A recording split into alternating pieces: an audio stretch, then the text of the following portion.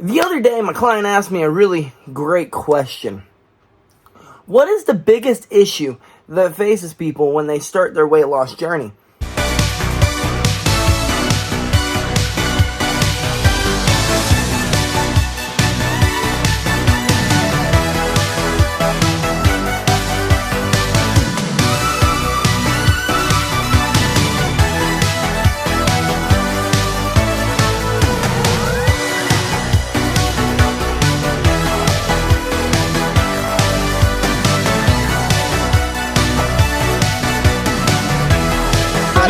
Oh my gosh, I got him! Oh my gosh, I got him! Oh. And then it made me think, well, I guess the biggest issue that faces them is the same issue that faces pretty much everyone in every aspect, not just in a fitness journey, but in every journey. Setting unrealistic goals. Unrealistic goals leads to a lot of things. My biggest issue is it leads to being discouraged and disappointed and giving up too soon. Because, well, you didn't build that physique overnight, and it is not going to change overnight. Let me just put it that way. Let's just put it that way. So, set some realistic goals. What are realistic goals? Well, if you want to be like the top 1% in the world, the top 1%, whether it be bodybuilders, fighters, whatever it may be, power lifters. I don't know what your goals are, but whatever those goals are, take your favorite. I don't care. Set your goals to your favorite. And then pull it back halfway.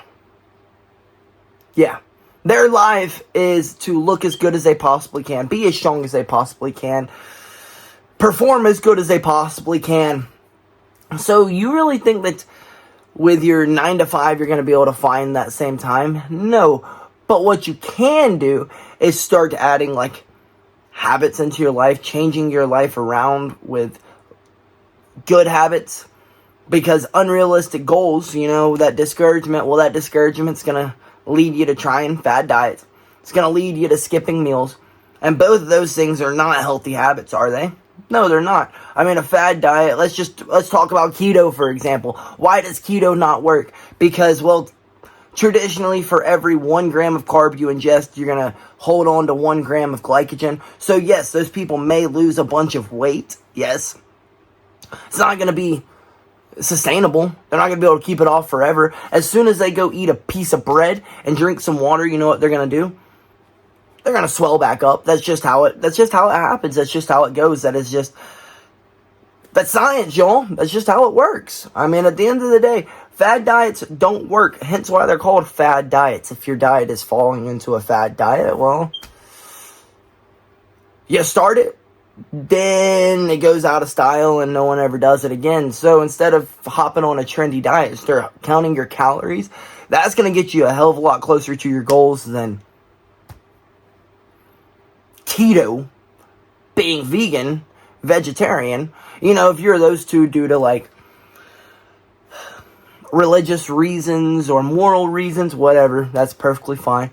I'm not going to bash you for that. But if you're on it because of a fad diet, well, I apologize, folks. You're never going to get to your goals. At least get to your goals and stay at your goals. As soon as you start seeing progress on the scale, you're going to be like, yay!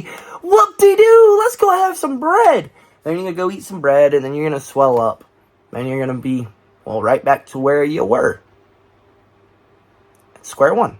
So, set realistic goals. You're not going to be able to hit your goals in 2 weeks, 3 weeks, 4 weeks. It's going to take a lifetime of work. A lifetime of work. Because that discouragement, well, it's going to lead you to stopping early, right before you get to your goals or start seeing progress. I like to tell my clients, that first 2 months, we're just trying to change your freaking habits. You got some terrible habits. That first 6 months, sometimes, we're trying to change those habits. Because the habits were built your whole entire life.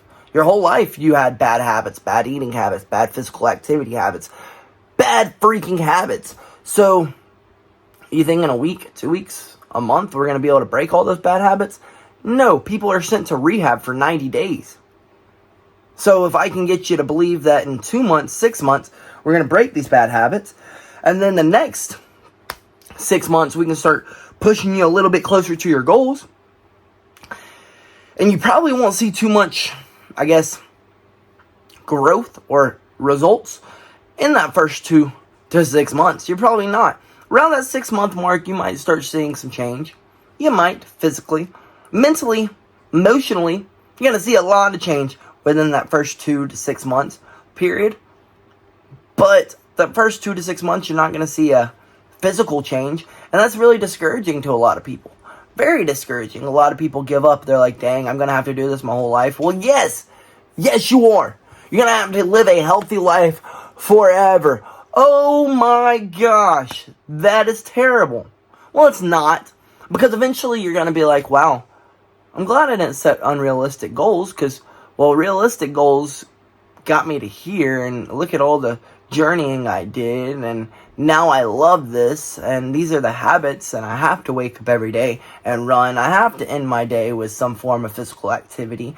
So setting realistic goals will then in turns get you to start to, well, loving fitness. Hopefully. I don't know. You may forever hate it, but it's something that you have to do.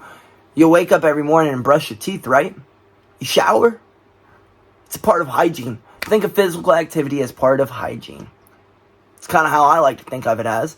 Because you wake up every day, we brush our teeth. We wake up every day and we eat a meal. We wake up every day and we shower. So, why not physical activity too? I mean, these are just the things that we do to stay healthy and stay alive. Well, number 4 should be physical activity. To stay alive, to live the longest, happiest, and healthiest life you can would be eating good, would be working out, would be getting enough sleep. Oh my gosh.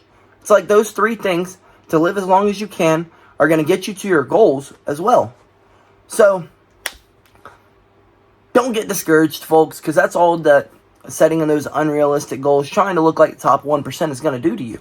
I've seen so many people, so many of them, none of my clients, but a lot of people come into a gym, train for a week or 2, train for a month or 2, train for even a year. Then they give up. It was too hard. They never hit their goals. They did hit their goals, and then they were done because, well, this was a grind to get there. Oh my gosh, you know how many calories I cut out? Like, goodness gracious, folks, don't cut your calories to a point where you can't maintain it forever. That goes under realistic goals. If you start cutting out meals, skipping meals, you know what that's going to end up doing to you? Well, you're going to end up eating more because you're going to try to make up for it. And your body's natural instinct when you start cutting out food is to, elevate your ghrelin levels.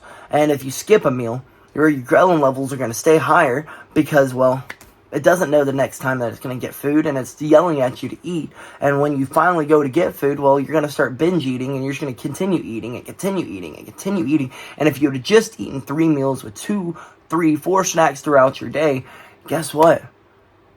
The ghrelin levels would have never shot through the roof. They would have never. You'd have been able to stay on that calorie deficit. You would honestly probably, within 3 meals and a few snacks throughout your day, you'd probably be at less calories than that 1 meal that you're eating throughout your fast, after your fast, you know what I mean? When you decide that, alrighty, well, I've not eaten as long as I possibly can, let's go eat. Then you're going to binge eat.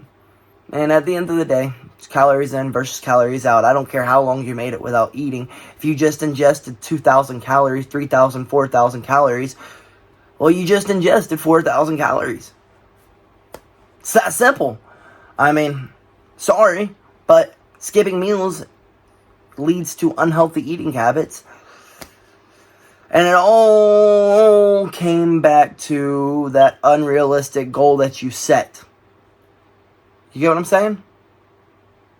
So, start setting good physical activity, good activity goals, I guess you could say, habits. Good activity habits. Good eating habits. Set some realistic goals. That dream body you want, bring it back halfway. That dream weight you want to move, bring it back halfway. You know what I mean? And in due time, you may very well see that dream body you wanted. And if you don't, you know what, folks? At least you didn't just get discouraged along the way, and you continued this journey, and now you're living the longest, healthiest life you possibly can live. Wow. And you didn't give up. You didn't give up. And that's all that really matters. At the end of the day, you didn't give up. Because if you give up, you're never going to hit those goals. Ever. So maybe if you're not hitting your goals, not losing the weight that you want to lose, redefine your goals. Relay them out. Okay, I want to be sub 10%. Well, lay out the pros and the cons of being sub 10%, because I promise you right now, it's not a comfortable feeling. It's not. It's going to take a bunch of discomfort to get there. And are you willing to go through that discomfort? If not, maybe bring it back halfway. Maybe 20%, 15%. If you're already 30%, holy crap. That is a big change. A big change, folks. And it's going to help you live a whole lot longer than, well, a nutritional imbalance because you cut your calories too low and you're skipping meals. And yeah. Get rid of those unrealistic goals, folks. Set real goals and you'll be alright. You'll be alright, I promise. Till next time, folks, BillyGoat flippin' loves you.